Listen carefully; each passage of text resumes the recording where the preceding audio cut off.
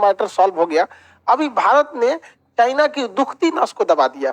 अगर आप पहले से देख रहे होंगे हमारे वीडियोस क्लासेस को पहले से, तो हम हमेशा इस बात पे जोर दिए कि भारत को खास करके साउथ ईस्ट एशिया के जो कंट्रीज हैं, इन सारे देशों में ब्रह्मोस मिसाइल को देना चाहिए। खास करके मेरा जोर वियतनाम पर रहता था, लेकिन भारत सरकार ने बात को बहुत अच्छी से इस गहराई से लिया और भारत सरकार ने पहला ब्रह्मोस का एक्सपोर्ट चालू कर दिया और वो दिया गया फिलीपीन को। फिलीपीन के साथ चीन का बड़ा पुराना विवाद है। यहाँ पर स्प्रेटले आइलैंड और पारासेल द्वीप जो दक्षिणी चीन सागर में, चाइना कहता है मेरा है, फिलीपीन कहता है मेरा है, दोनों में विवाद है। अभी फिलीपीन को भारत सरकार ने ब्रह्मोस मिसाइल को मुहैया करा दिया। ये मिसाइल अभी दुनिया में सबसे घातक क्रूज मिसाइल है। सारी चीजों को बताएंगे, अभी समझिए।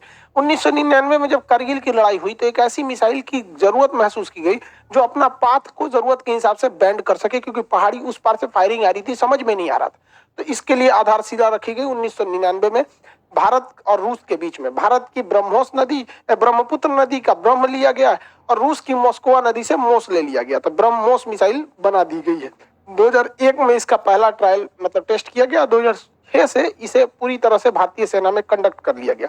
उसके बाद से और आज तक इसके कई सारे सुधार हुए हैं, कई सारे वर्जन आए गए हैं और उसके और ज्यादा घातक और एडवांस बनाया गया इस मिसाइल को। इस मिसाइल की कई खासियत है, उसे हम समझ जाते हैं। इसे कई जगहों से आप फायर कर सकते हैं। ये सुपरसोनिक है। सुपरसोनिक उसे कहते हैं जो आवाज की रफ्तार से भी तेज चलता है।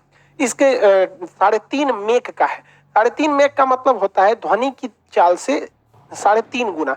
1 मेक मतलब ध्वनि की चाल के बराबर, 2 मेक मतलब 2 गुना, 3 मेक मतलब 3 गुना। ये 3.5 मेक है, यानी लगभग 1.2 किलोमीटर पर सेकेंड। 1 सेकेंड में 1.25 किलोमीटर निकल जाता है, इतनी तेज रफ्तार का है। ये रैमजेट इंजन पे काम करता है। रैमजेट इंजन अभी समझाएंगे। ये एक ऐसा इंजन होता है ना जिससे तेज हवाओं की जरूरत होती है। ये आगे से बहुत तेज हवाओं को लेता है और पीछे छोड़ने के लिए एक पतला रास्ता रहता है, इसलिए जब हवाओं को लेने के बाद पीछे छोड़ता है तो अपने से आगे ढकला जाता है वो। ये क्रूज मिसाइल है। क्रूज मिसाइल कभी भी ज्यादा ऊंचाई पर नहीं जाती हैं। क्रूज मिसाइल हमेशा नीचे नीचे ऊंचाई पर जाते हैं। ये 4 मीटर, सोचिए 4 मीटर एक छत की ऊंचाई होती है, एक तल्ला 4 मीटर का, उतनी ऊंचाई से लेके 15 किलोमीटर तक की ऊंचाई पे जाता है। अमूमन ये 50 मीटर की ऊंचाई पर निकलता है, इसलिए दुश्मन का रडार इसे पकड़ नहीं पाता है। इसलिए इसे पेड़ वाली मिसाइल या ट्री मिसाइल कहते हैं। ये बहुत ही घातक हो जाता है। इसका रेंज 290 किलोमीटर भी है, क्योंकि जब हम लोग MTCR के सदस्य नहीं थे तो जो देश MTCR का सदस्य नहीं रहता है उन देशों को 300 किलोमीटर से ज्यादा मारक क्षमता की मिसाइलें खरीदने और बेचने पर रोक रहता है। इसलिए दिमाग लगाते हुए हम लोगों ने इसकी शुरुआती रेंज 290 किलोमीटर रखी थी। फिर हम लोग जल्दी MTCR के सदस्य बन गए। चाइना अभी उसका है नहीं, तो हम लोग कितनी भी मारक क्षमता को बना सकते हैं। तो अभी हम लोग के पास 650 किलोमीटर मारक क्षमता का ऑलरेडी है, टेस्ट करके एकदम फुल टू रेडी सेना को हैंड ओवर किया जा चुका है। 800 किलोमीटर वाले पे वर्क चल रहा है। जो बेचने की बात चल रही है वो 290 किलोमीटर वाला है। चाइना के लिए यही बहुत है यार। ये कई तरह से हमला कर सकता है। ये जमीन से हमला कर सकता है, जमीन से कहीं पे भी मारा जा सकता है इसे। देखिए, इसको मोबाइल लॉन्चर से ना ट्रक वगैरह पे लोड करके एक जगह से दूसरे जगह ले जाया जा सकता है, और जब हमला करना रहता है तो इसे अपने स्टैंड पर खड़ा कर दिया जाता है। लेकिन ये पूरी तरह ऊपर नहीं जाता है, क्योंकि ये क्रूज मिसाइलें घूम जाएगा यहाँ पर। जैसे ये लॉन्च के लिए हो गया, ये इसका कंट्रोलिंग सिस्टम हो गया। अब जब इसको लॉन्च किया जाएगा ना तो इसके ऊपर का ढक्कन हट जाएगा, काफी दूर तक हमला करता है और घूम जाता है, राउंड ऐसे घूम जाएगा, ऊंचाई पे नहीं जाएगा क्योंकि क्रूज मिसाइल है, और जाके एक्यूरेट अपने पिन पॉइंट पर हमला करता है। इसे किसी भी शिप से मारा जा सकता है। अब शिप में भी 2 तरह से होते हैं। एक वर्टिकल लॉन्च होता है। वर्टिकल लॉन्च से फायदा ये होता है कि इसे किसी भी डायरेक्शन में मोड़ सकते हैं। और वर्टिकल लॉन्च एक होता है हॉरिजेंटल लॉन्च, सीधे लॉन्च करने के बाद ये उड़ने के बाद अपना पाथ को बदल लेता है ताकि नीचे रह जाए, रडार के पकड़ में नहीं आए। ब्रह्मोस मिसाइल को शिप से भी लॉन्च किया जा सकता है। शुरुआत में ये वर्टिकल लॉन्च करता है, उसके बाद से ये अपना पाथ को थोड़ा सा घुमाता है और उसके बाद वो टारगेट की ओर निकल जाता है।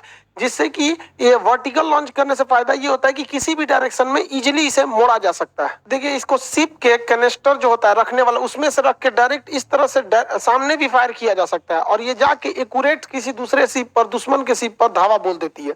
इतना तेज गति से ये निकलती है मिसाइल ताकि दुश्मन को संभालने का मौका नहीं देती है, और एक्यूरेसी इसका सबसे जबरदस्त है। एक्यूरेसी में ये मामले में मिसाइल का कोई तोड़ नहीं है, एक्यूरेट हमला करती है और किसी भी शिप को महज 1.5 से 2 मिनट के अंदर उसको डुबा देती है। जब इस पे हमला होता है तो वो शिप बचना उसका नामुमकिन हो जाता है। इसे सुखोई जहाज द्वारा इसके एयर वर्जन को भी सक्सेसफुली टेस्ट किया जा चुका है। अब ये हवाई हमले पे भी कर सकता है। देखिए, सुखोई जहाज की मदद से ब्रह्मोस का एयर वर्जन को भी परीक्षण किया गया और वो भी हमें बहुत ही सटीक निशाना दिया। देखिए, जब मिसाइल को जहाज से ड्रॉप कराया गया तो डायरेक्ट फायर नहीं हुई, बल्कि वो मिसाइल से जहाज से ड्रॉप होकर वो मिसाइल नीचे आई और जब नीचे आने के बाद जो रडार जोन से थोड़ा सा बाहर हुई, हाइट कम हुआ, तब उसको फायर किया गया। उसके बाद उसमें इग्निशन चालू हुआ और वो फायर हुआ। सबसे घातक इसे तब बना दिया जाता है जब इसे सबमरीन से लॉन्च कर दिया जाता है। पनडुब्बी यानी सबमरीन को साइलेंट किलर कहा जाता है। द्वितीय विश्व युद्ध में जर्मनी की सबमरीन, जिसे यू बोट्स कहा जाता था, अमेरिकी नौसेना के बेड़ में खलबली मचा दिया था। ये यू बोट्स जो होते हैं यानी सबमरीन समुद्र के अंदर रहते हैं और ये अंदर अंदर मिसाइलों को मार देते हैं। पता भी नहीं चलता है कहां से मिसाइल बाहर निकल गया। तो इसे समुद्र के मतलब पनडुब्बी से भी इसे मारकर परीक्षण किया जा चुका है। अब पता ही नहीं चलेगा कि कहाँ सबमरीन है, अंदर से ही अचानक मिसाइल आएगा, मार के चला जाएगा। सबमरीन जो होती है उन्हें साइलेंट किलर के नाम से जानते हैं। ये बहुत तेजी से समुद्र के अंदर घुस जाती है। इसके अंदर एक टैंक होता है जो एयर रिलीज करके पूरी पानी को अंदर ले लेता है और पूरी की बड़ी सी सबमरीन जो होती है वारशिप के बराबर होती है, वो पूरी तरह से पानी के अंदर घुस जाती है और अंदर जाने के बाद वो मिसाइल से अटैक करती है। तो बाहर से पता ही नहीं चलता है कि मिसाइल आया कहाँ से। ये पूरी की पूरी सबमरीन अंदर सबमर्ज हो जाएगी इसके समुद्र के अंदर। देखिए, सबमरीन जो है समुद्र के अंदर रहेगी, दिखेगी नहीं और अंदर अंदर मिसाइल मार देगी। ये तो धुआं है उस मिसाइल का। अब ये मिसाइल आ कहां से रहा है वो नहीं पता चल रहा है, ये तो उसका केवल धुआं है और अंदर से ही वो मिसाइल मार सकती है, जिस वजह से इस जो ब्रह्मोस मिसाइल है उसे कहीं से भी लॉन्च किया जा सकता है और एक के बाकी एक ये ताबड़तोड़ हमला कर सकता है। इस मिसाइल की एक और खास बात यह है कि इसे पहाड़ी क्षेत्र में बड़ा बेहतरीन यूज किया जा सकता है। जैसे मान के चलिए दुश्मन का यहाँ पे जमावड़ा है, यहाँ पता है बहुत सारे दुश्मन है। अब मिसाइल आप कोई भी मारेंगे तो मिसाइल सीधे जाती है इस तरह से, बट दुनिया की एकमात्र ऐसी मिसाइल ब्रह्मोस मिसाइल है जो क्रूज मिसाइल है। यहाँ से मारिएगा तो यहाँ से 80 डिग्री के एंगल पे ये नीचे घूम जाएगा। अब ये लोग आराम कर रहे थे कि यहाँ कोई कैसे मारेगा। खास करके हमारा कश्मीर से जो एरिया है, चाहे वो पाकिस्तान से लगता है या चाइना से लगता है, वहां पर ये समस्या बड़ी ज्यादा देखने को मिलती है। चाइना कह रहा था ना कि मतलब हम आप देखे होंगे चाइना ने जो वीडियो बताया था कि कैसे उन लोग को भारतीय सेना ने थूर दिया, तो उसमें भी दिखा होगा कि आपको पहाड़ी एरिया है तो ये मिसाइल है 80 डिग्री पे घूम सकती है। यानी आप इसे कह सकते हैं ब्रह्मास्त्र। कहीं पे भी इस्तेमाल कीजिए, एक बार निकलेगा तो थूर के ही लौटेगा। भारत और चीन सीमा का जो एरिया है वहां पहाड़ी क्षेत्र और वो पहाड़ों का ढाल 80 डिग्री तक में है, तो उस साइड जब दुश्मन छुप जाते थे तो दिखाई नहीं पड़ता था। अब यहाँ से दुश्मन अगर दूसरी चोटी की ओर है तो वहां पे मिसाइल हमले का कोई खास असर नहीं करता था। तो इस वजह से जो ब्रह्मोस मिसाइल है, अगर उसको यहाँ से अटैक किया जाएगा तो आएगी सीधे और वो यहाँ से वो भी मिसाइल जो है वो नीचे की ओर ऐसे घूम सकती है। तो पहाड़ी एरिया में जो ब्रह्मोस मिसाइल है वो दुश्मन के अंदर छुपे वाले एरिया में, अब जैसे इस और घाटी जो ये गहरी घाटी है, इसमें भी ऐसे डाउन हमला कर सकती है, जिस वजह से वो बहुत ज्यादा खतरनाक हो जाती है। खास करके इस तरह के पहाड़ी और दुर्गम दर्रों वाली क्षेत्र में और ज्यादा